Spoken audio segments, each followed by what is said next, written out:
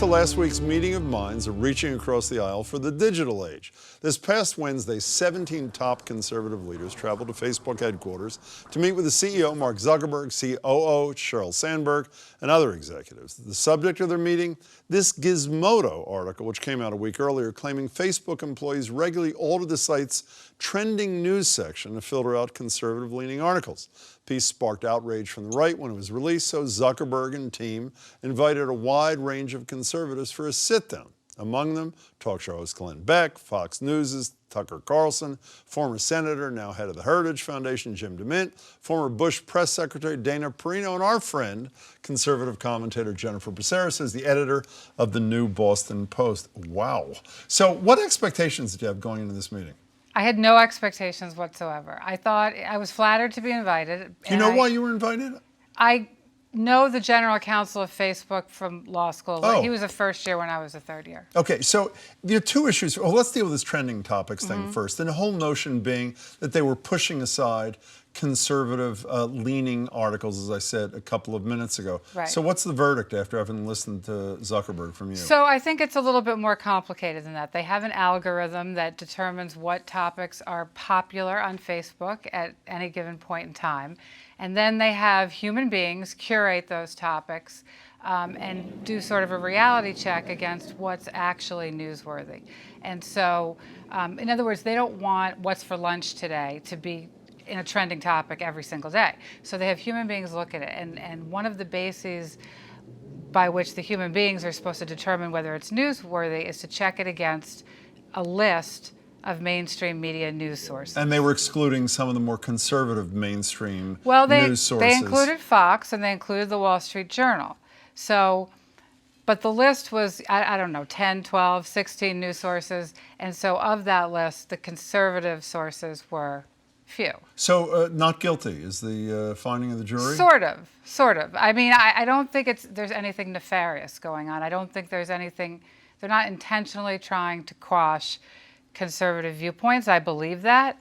But I do think that they live and work in an echo chamber where everybody thinks alike. And to them, things that are offensive or not newsworthy may not be the same things that are offensive or not newsworthy or to a conservative. But you're fine with that, by the way, as long as they're open about who they are and what they are, as opposed to... What did the Twilight Zone, your reference, you felt like you were in the Twilight Zone. What did you mean? Well, we sat down and Mark Zuckerberg started off by sort of explaining his side of the story, but saying that he mostly wanted to hear from us. And as people went around the room and introduced themselves and stated their concerns, I also found that it seemed like they were issuing demands, which made me... Well, one person said, what are you doing to make sure you have an equal number of conservatives and liberals on your desk of curators? That's the kind of thing you hate, isn't it? Well, yeah. I mean, Mark Zuckerberg can hire whomever he wants. If he wants to hire all socialists, he can hire 10 socialists. I mean, that's right. This is a private company. So that's what the Twilight Zone meant, that essentially some of your fellow conservatives were behaving exactly like the liberals who you love to criticize for having quotas and all those sort of things. Right. I mean, I sort of felt like it was an out-of-body experience where I was transported into a Jesse Jackson meeting where he's shaking down Coca-Cola for concessions. I'll tell you what, it was an out-of-body experience for me, even though I wasn't there. Let me read some of what Glenn Beck said afterwards. Okay.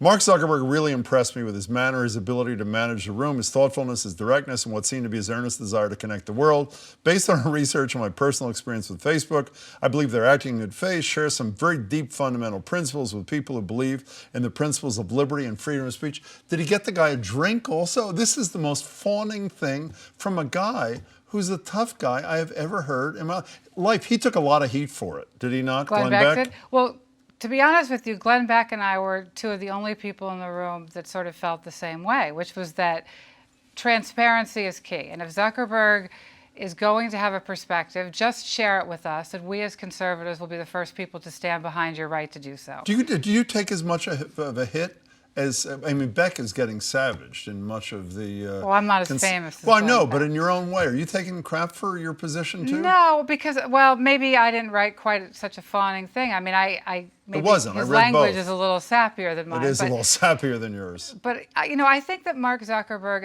is a sincere person. I think he wants Facebook to be a platform for everybody.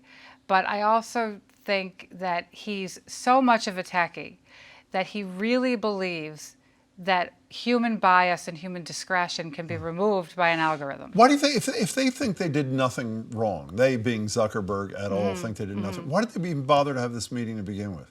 Well, they didn't say they did nothing wrong. They said that they don't think they did anything wrong, but they are going to launch a full investigation to see if there were any employees doing things that they shouldn't have been doing by promoting more liberal stories and suppressing conservative stories. So they're looking into that. And he said, look, the bottom line is this trending topics issue brings to the fore the fact that conservatives don't trust Facebook. And I want conservatives to trust Facebook, and I want conservatives to come to Facebook and use it to promote their stories, the same as anybody else. So can you share his cell phone number with me, or can you not? I don't have it. You don't have it? I have his email, though. Why'd you do? Yeah. His personal email? Yeah. Why don't you give it to everybody home right now? No. Nice to see you. You too. Congratulations.